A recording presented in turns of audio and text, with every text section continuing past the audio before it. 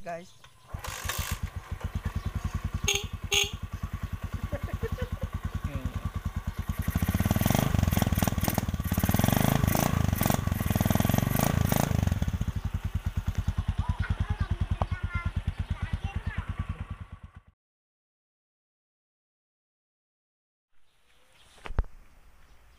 What's up guys? So ngayon ay may gagawin tayo ngayon.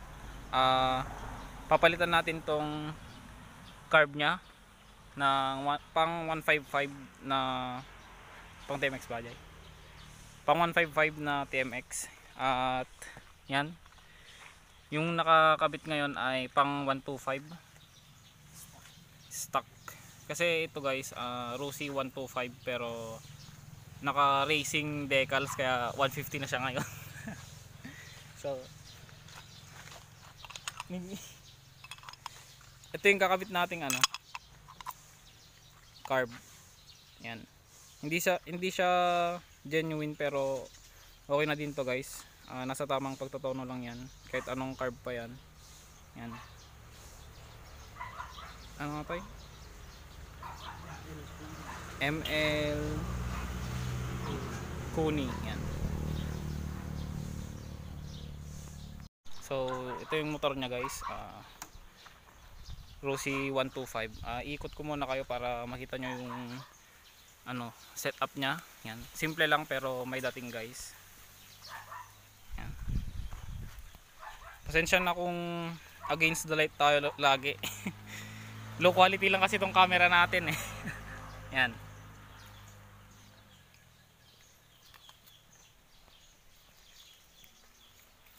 Silver rims tapos black at nagpalit lang siya ng decals. Yan.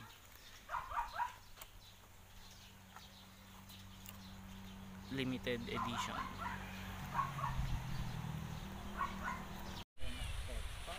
So bago pala natin umpisan guys, shout out muna sa may-ari.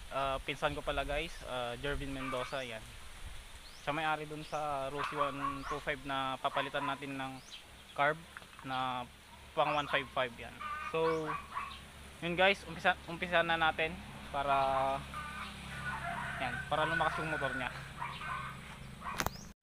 So babaklasin na yung nakakabit na carb guys para mapalitan na Yan. Mabili mo lang.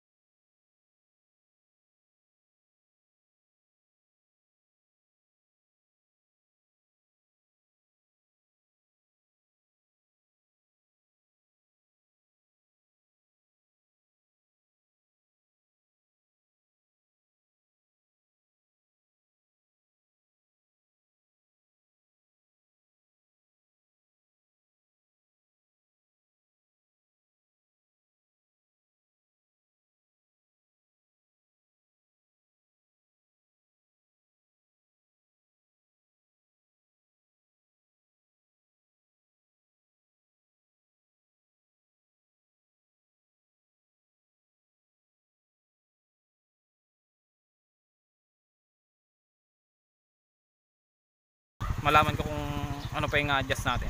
So balikan ko kayo guys. So yan guys, under tono pa yung ano niya, yung carb niya. So balitaan ko kayo siguro sa mga susunod na vlog, no. Yan. So salamat pala sa pinsan ko at nagka-content tayo ngayon. Yan guys, siguro dito ko na tatapusin tong video. Nakabit naman na natin yung carb. Ikot ko muna kayo bago natin tapusin tong video dito sa motor ng pinsan ko guys.